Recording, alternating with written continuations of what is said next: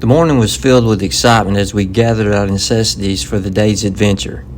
We finally got to the point where we were headed into the pinnacle of our trip, the Big Five, the bucket list destinations, a trip that was conceived years ago. And first on the list was Zion. Friends told me about Zion and their adventures there. I watched numerous YouTube videos to make sure I got the most out of our time there. The drive in was pleasant with minimal traffic. As we pulled to the gate, the line was short. As we entered the park, we were greeted with what appeared to be large sandstone mountains that had been bleached by the sun. We were speechless as we gazed into these majestic geological features.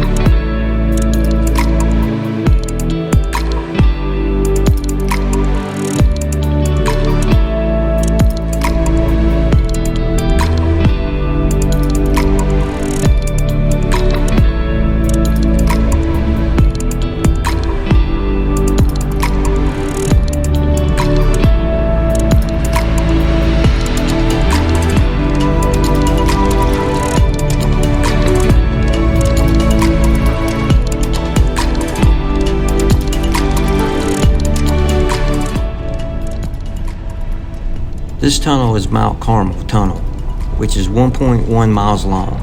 It was completed in 1930 by the Nevada Construction Company. As we traveled through the tunnel, there were a couple large openings that allowed light to pierce through the darkness. These large holes could be seen from miles away as we traveled down to the valley floor.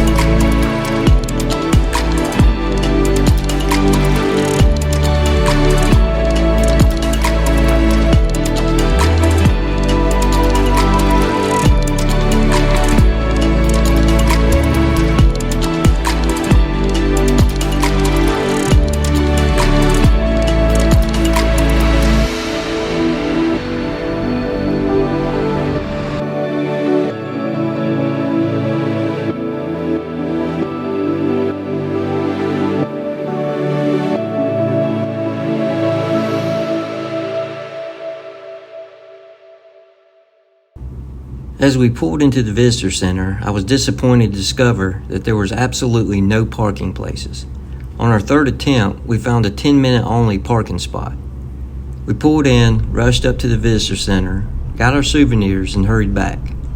I realized that there was an extended wait for the shuttle bus, and we decided to pull the plug and head back.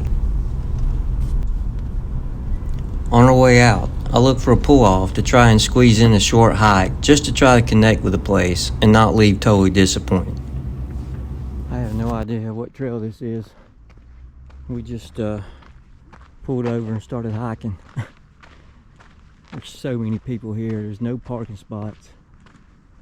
You can't even, it takes like 5 minutes to cross the road because of traffic. I mean, I get it, I see why.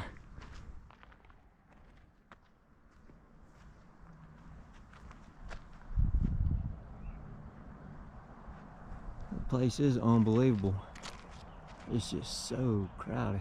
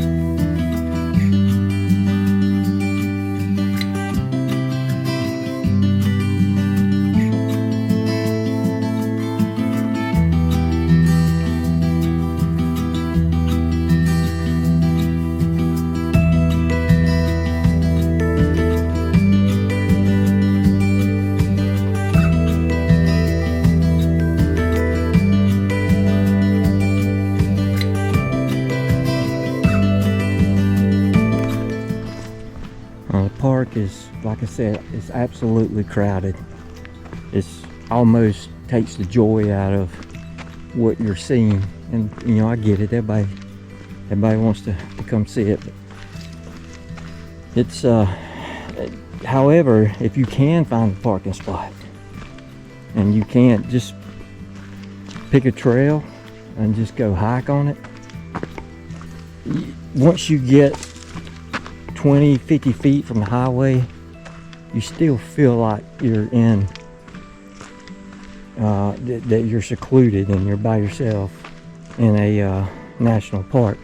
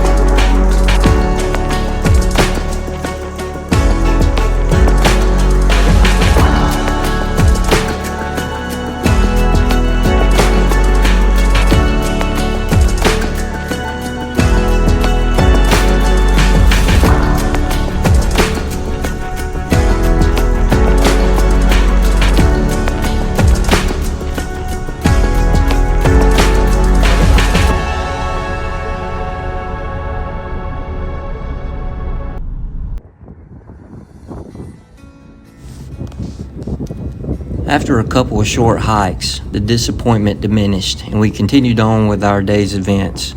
Next on the list, Coral Pink Sand Dunes State Park.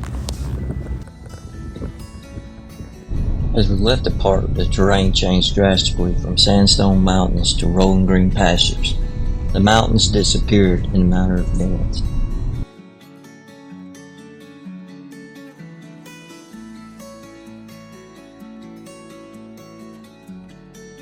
Next on the agenda was Coral Pink Sand Dunes State Park. This was another incredible geological feature and was nothing like Zion, which was less than 20 miles away as the crow flies. We were finding out why Utah is such an incredible place.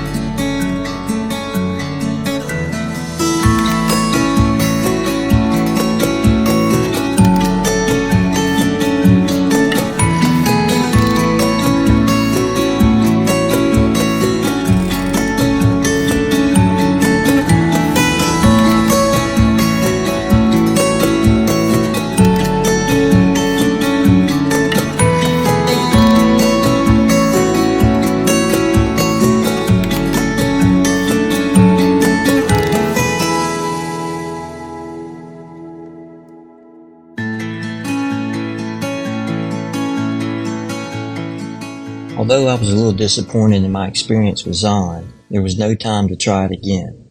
We had to move on. There's so much more to see. So stay tuned as Utah continues to give us breathtaking gifts. Thanks for watching.